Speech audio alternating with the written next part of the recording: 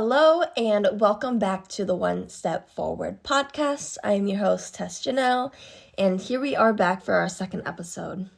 Before we start even talking about the episode, I just really want to set the tone.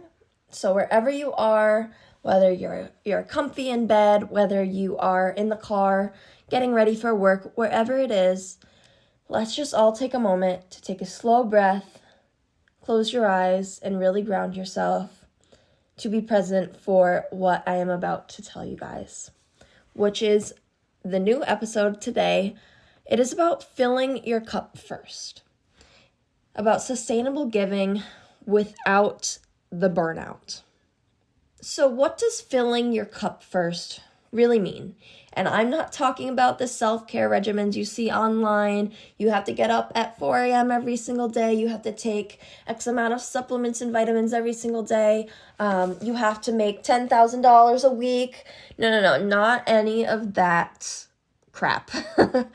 No, this is about filling your heart and filling yourself emotionally, physically, mentally, before you can pour into others. And that is not about selfishness. It's about sustainability, intention, and care. And to care for our loved ones and those around us to the best of our ability. Because ultimately, giving from depletion leads to things like resentment and burnout. And when we fill our cup, it not only allows us to flow into others, it allows us to overflow into others. It allows us to be 100% present and not in our heads. It allows us to give and see and listen and really take things in that otherwise we wouldn't have taken in before. It is a joy and not an obligation when you fill your cup first. Now, burnout, something I really understand. No matter what your situation is, maybe you're a stay-at-home mom, maybe you're caring for an elderly parent, maybe you're working 3 jobs. Everyone's situation is very different. And that can really make it hard for some people to spend time to do certain self-care things to really fill their cup. So it's just finding that balance on how to fill your cup before kind of attending to all of those things and how to prioritize yourself so that you can attend to others to the best of your ability. But ultimately, even with all of that, burnout can still happen from overgiving, people-pleasing, saying yes when you really mean no, feeling responsible for everyone else's emotions, ignoring your own needs, and ultimately, it's all exhausting and leads to burnout. So I'm going to teach you some things on how you can fill your own cup in reasonable ways so that ultimately we can give sustainably. And if you are someone that is feeling very burnt out right now, I just want to sit with you for a moment and remind you that burnout does not mean you're weak. It actually means that you care deeply. You care deeply for those around you, and that is something that needs to be praised.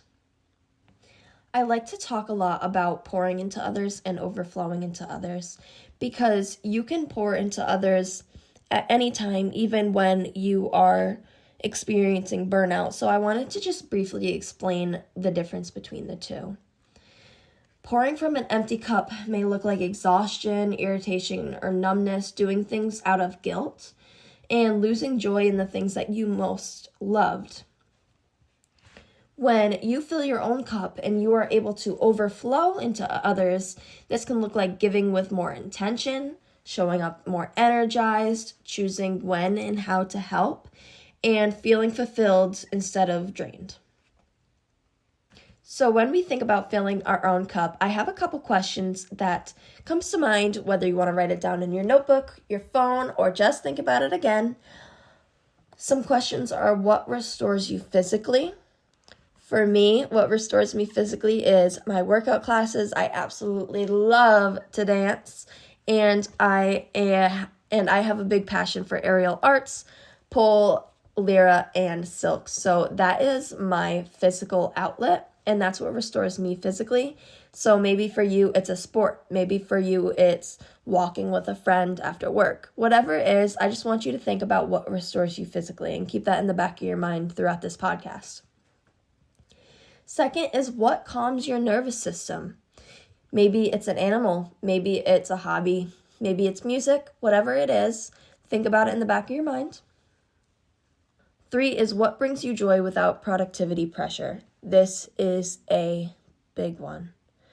So many times people will have something that they want to explore, they want to learn, a hobby or something that they know in the back of their head will make them feel better, but because it may not bring instant gratification or it may not bring an income, it's so easy to throw that off to the side with all of our other responsibilities and say, well, that's not at the top of my list. But it's important to sometimes redirect that thought and think, for my mental well-being and to fill my own cup, is that something that I should rearrange and put back on the priority list? And I have experienced this many, many times in my life.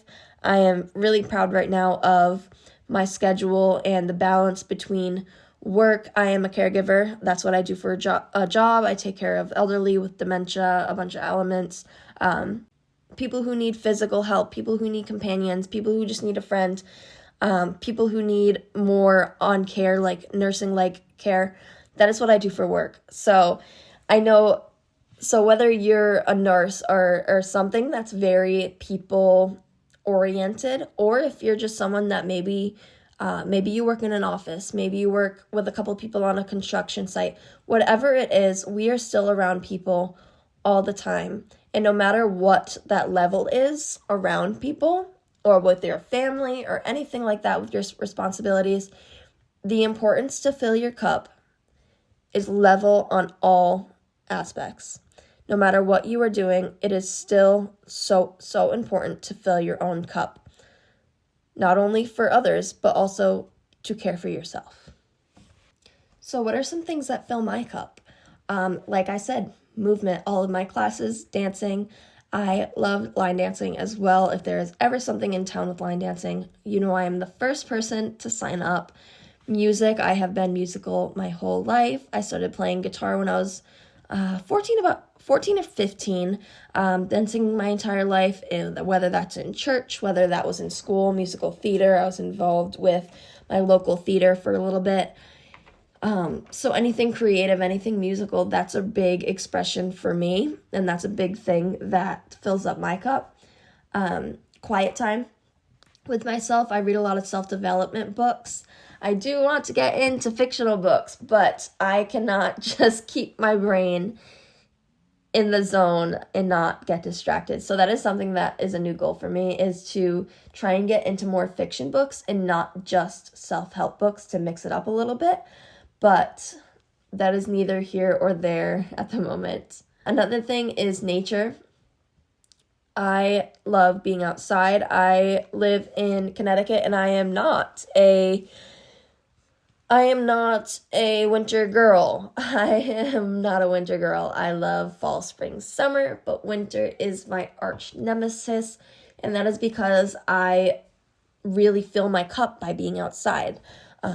Luckily, my husband is a very outdoorsy man. We are always fishing, hunting, doing stuff, and especially in the summer with camping and all of those things, just being able to be outside in the longer days. The difference I feel emotionally and physically is actually astounding compared to winter. So nature is a huge thing that fills my cup. And the last thing is resting without guilt.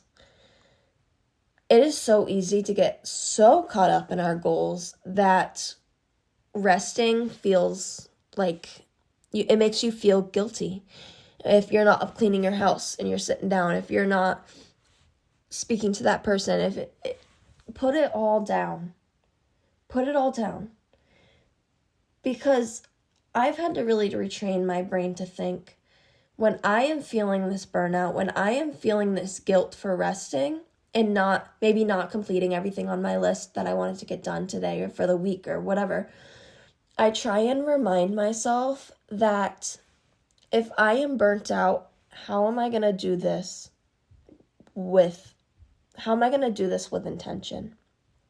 I'm not gonna be able to do things to the best of my ability if I'm already burnt out myself. How am I supposed to pour into my goals? How am I supposed to pour into my husband and my house and my family and everything if I myself am empty? So that has been another just huge thing. And one of the biggest reasons I see so many people experiencing burnout is a lack of self-respect or boundaries, which is a very touchy topic for many reasons for many people.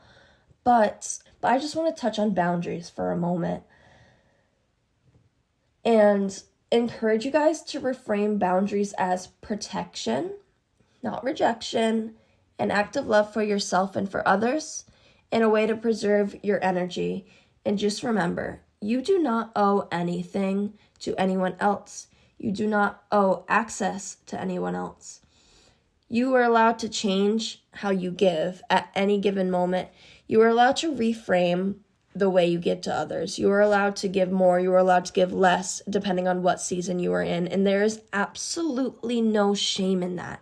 So boundaries and self-respect is a big thing. There's a lot of self-help books for this specifically. And if you're not a reader, there is a bunch of podcasts, a bunch of audiobooks. If that is something you struggle with, I so strongly recommend you pinpoint that and fix that first. Because if you are constantly worried about others and constantly not having boundaries set and constantly not having any self-respect for yourself, all of this is going to be thrown in the garbage. You are always going to be empty no matter what you do. So if that is something that feels deeply to you and if that's something that resonates with you, I highly, highly recommend that. So once you feel your cup is filled, how do we give to others? How do we give to others in an intentional and loving way? A couple different things for me. And one of those things is just being so much more present with others. I don't have a million other things on my mind when I am with them. I am allowed to set everything else down because I filled my cup myself. And now I can sit and I can actively listen to others. I can actively be there. And that has made such a big difference in my life. And that has made a big difference on how I love people. And I think that can make a huge difference in everyone else's day-to-day life as well. Another thing is letting your yes be genuine. Not saying yes out of guilt. Not saying yes out of obligation. But saying yes because, yes, I would like to spend time with you. Yes, I would like to learn more about you. I would love to be present in this situation. And that has been something that has been also a huge life changer. The last thing I wanted to touch on is give yourself permission to rest. Because the truth is, rest is not a reward. Rest is also not laziness. It is necessary maintenance. You don't have to earn it, and you are worthy of rest and care right now. So I just want to invite my listeners to practice a few small things today and this week. Do one thing today that fills your cup. Say no to one thing that drains you. And create space before burnout forces it. Caring for yourself helps you care for others better. Filling your cup creates overflow, not exhaustion. So thank you guys so much for listening to this podcast. I really appreciate you listening along, and I hope that you were able to take a little something away from this. Until next time, thank you, and please, please fill your cup today.